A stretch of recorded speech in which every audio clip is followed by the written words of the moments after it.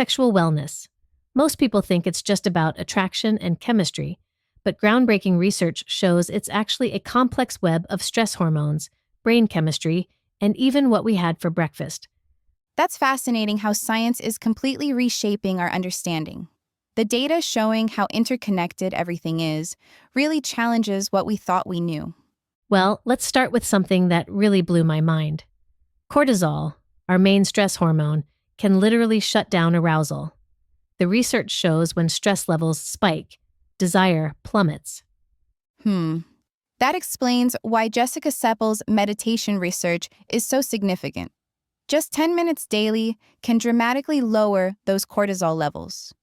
And here's what's really interesting. It's not just about reducing stress. The data shows people who meditate regularly report 40% higher satisfaction in their relationships overall. Speaking of relationships, those findings about routine changes are pretty eye-opening. That 45% boost in satisfaction just from mixing things up. What's the science behind that?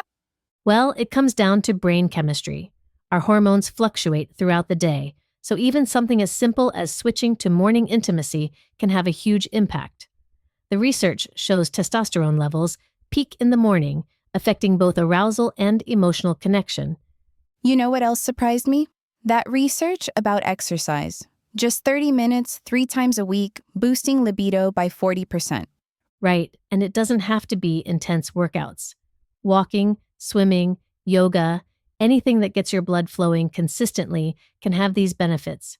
But here's where it gets really interesting. It's not just about the physical activity. Exercise also releases endorphins that improve mood and reduce anxiety. So if we're talking about brain chemistry, what about that fascinating research on dark chocolate? Oh, yes. So dark chocolate contains compounds that trigger the same brain regions as arousal.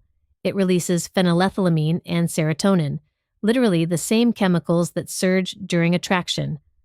But, here's the really surprising part.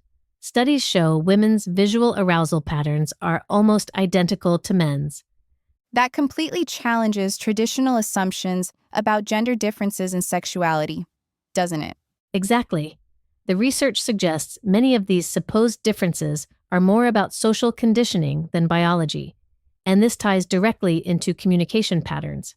Couples using I statements instead of you statements report 60% higher satisfaction levels.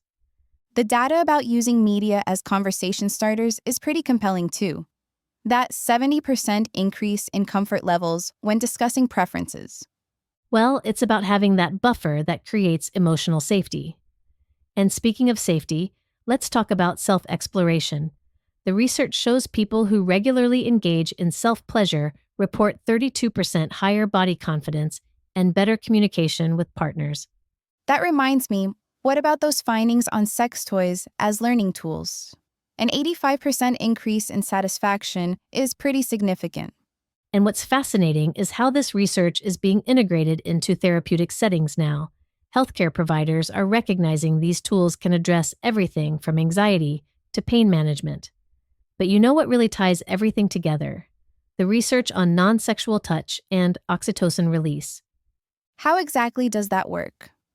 So simple physical affection, holding hands, hugging, even sitting close, triggers oxytocin release, our bonding hormone. The science shows couples who regularly engage in non-sexual touch report significantly higher satisfaction across all areas of their relationship. So it really comes down to taking a holistic approach to sexual wellness? Exactly.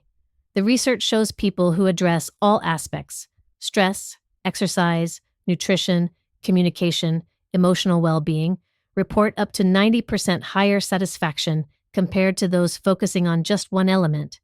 It's about understanding how everything connects and affects our overall wellness. That's quite a shift from how we used to think about sexual health. And that's really the key takeaway.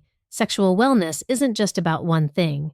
It's about nurturing all these different aspects of ourselves and our relationships, backed by solid scientific evidence. When we take this comprehensive approach, the benefits extend far beyond just our sexual health into every aspect of our lives.